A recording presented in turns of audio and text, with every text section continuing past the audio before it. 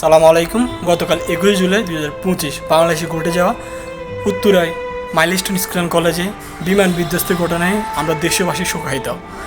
আমরা এই ঘটনাকে কেন্দ্র করে অনেকগুলো শিক্ষা অর্জন করতে পারি। আমরা দেখতে পাই একজন মহান শিক্ষিকা যিনি নিজের জীবনকে বিসর্জন দিয়ে ওনার শিক্ষার্থীদের জীবন রক্ষার্থে নিজেকে বিলিয়ে দিয়েছেন। উনি দেখিয়ে দিয়ে গেলেন শিক্ষকতার মতো মহান পেশা হতে পারে না। একজন শিক্ষক জাতি গঠনের কারিগর। একজন শিক্ষক তার শিক্ষার্থীকে শুধু পাঠ্য বইয়ে শিক্ষা দেয় না, শিক্ষা দেয় বাস্তব জীবনের মানবিকতা, ধর্মীয় শিক্ষা ইত্যাদি নানাবিধ শিক্ষা, উপকারী জ্ঞান শিক্ষা দিয়ে থাকেন। এছাড়া আমরা কিছু অমানবিক ঘটনার সাক্ষী হলাম। আমরা দেখতে পেলাম আমাদের দেশের বর্তমান জনসংখ্যার অধিকাংশ একটা সংখ্যক সোশ্যাল মিডিয়ায় একটা ভিডিও ক্লিপ, একটা ছবি প্রকাশের জন্য ভিড় করতেছে, স্বেচ্ছাসেবী হতেছে না। আমাদের এই কোমলময়ী শিশুদের বিধ্বস্ত পোশাক নাই এরকম ছবি, ভিডিও ক্লিপও তারা প্রকাশ করতেছে। উদ্ধারকারী না হয়ে আমরা ইউটিউবার হতেছি, আমরা কেন ভিডিও মেকার হতেছি? আমরা নিজেদের বিবেককে প্রশ্ন করি। এছাড়া আমাদের দেশের বিমান বাহিনীর কাছে আমাদের প্রশ্ন থাকলে আমরা কেন আমাদের যান্ত্রিক সমস্যাপূর্ণ বিমান দিয়ে আমরা প্রশিক্ষণ করাবো, যাতে করে আমাদের দেশীয় সম্পদ, আমাদের কোমলময়ী শিশু, আমাদের পাইলট কেন নিহত হবে, কেন আহত হবে আমাদের দেশের শত শত শিক্ষার্থী যারা আগামী দিনের ভবিষ্যৎ, জাতি গঠনের কারিগর, যাদের উপরে নির্ভর করছে দেশের ভবিষ্যৎ? কেন আমরা এগুলো করতে? আমরা বর্তমানে বিভিন্ন বিভ্রান্তিমূলক তথ্য আমরা অবস্থান করতেছি। আমাদের দেশের জাতীয় দৈনিকগুলো প্রকাশ করতেছে 20, 22 কিংবা 32 জন নিহত হয়েছে, কিন্তু প্রত্যক্ষদর্শীরা তারা আনুমানিকভাবে প্রকাশ করতেছে শতাধিকের অধিক। আসলে এই তথ্যটা কতটুকু সত্য কিংবা যৌক্তিক, আমরা এটা সত্যতা চাই। আমাদের দেশের সরকার আমাদের দেশের যে ক্ষতিপূরণ তারা তো দিতে পারবে না। আমাদের কোমলময়ী শিশুদের ফিরে আনা সম্ভব না।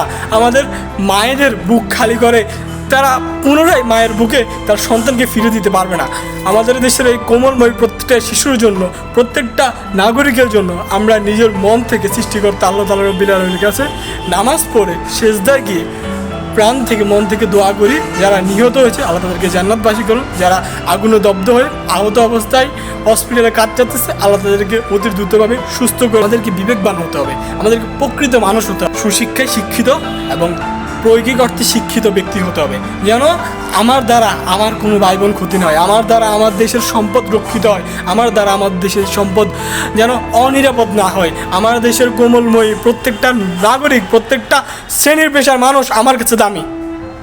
আমি প্রত্যেকের জানাই নিরাপত্তা চাই, আমি প্রত্যেকের মৌলিক অধিকার চাই। দেশের সরকারের কিন্তু আমরা আমাদের দেশের দুর্নীতির মুক্ত চাই, আমরা দুঃশাসন থেকে মুক্তি চাই। আমরা দেশটাকে 2024-এ যদিও পুনরায় স্বাধীন করেছি, কিন্তু এখন অবধি আমরা তেমন কোনো উন্নতি লক্ষ্য করতে পারতেছি না। এখন অবধি দুর্নীতি, দুঃশাসন বরাবরই। আমরা এই দুর্নীতি, দুঃশাসন থেকে মুক্তি চাই। আমরা চাই আমাদের দেশের প্রত্যেকটা সেক্টরের নাগরিক, প্রত্যেকটা শ্রেণী পেশার নাগরিক তাদের মৌলিক চাহিদাগুলো ফিরে পাক। বেকারত্ব থেকে আমরা মুক্তি চাই। আমরা চাই আমাদের দেশের এই শিক্ষার্থী যারা আহত হয়েছে তাদের সম্পূর্ণ চিকিৎসার দায়িত্ব সরকার নিজে বহন করুক, এবং আমাদের দেশের যে বিভ্রান্তিমূলক তথ্য সরাসরি থেকে আমরা মুক্তি চাই। বাক স্বাধীনতা আমরা চাই এবং সঠিক তথ্য আমরা চাই আমাদের দেশের রাজনৈতিক দলগুলা, প্রত্যেকটা শ্রেণী পেশার মানুষগুলো ঐক্যবদ্ধ হোক, নতুন করে দেশ গঠনের জন্য আমরা ঐক্যবদ্ধ হয়ে দেশটাকে সুন্দরভাবে সাজাই, দুর্নীতিমুক্ত বাংলাদেশ করি, এবং মৌলিক অধিকার এবং মৌলিক চাহিদা আমরা যেন প্রত্যেকটা নাগরিক পাই, এবং আমাদের এই অনাকাঙ্ক্ষিত ঘটনাগুলো যেন আর না হয়, এই জন্য আমরা প্রতিরক্ষা বা প্রশাসনকে আমরা মজবুত করি, শক্তিশালী করি। ধন্যবাদ। সালামু আলাইকুম।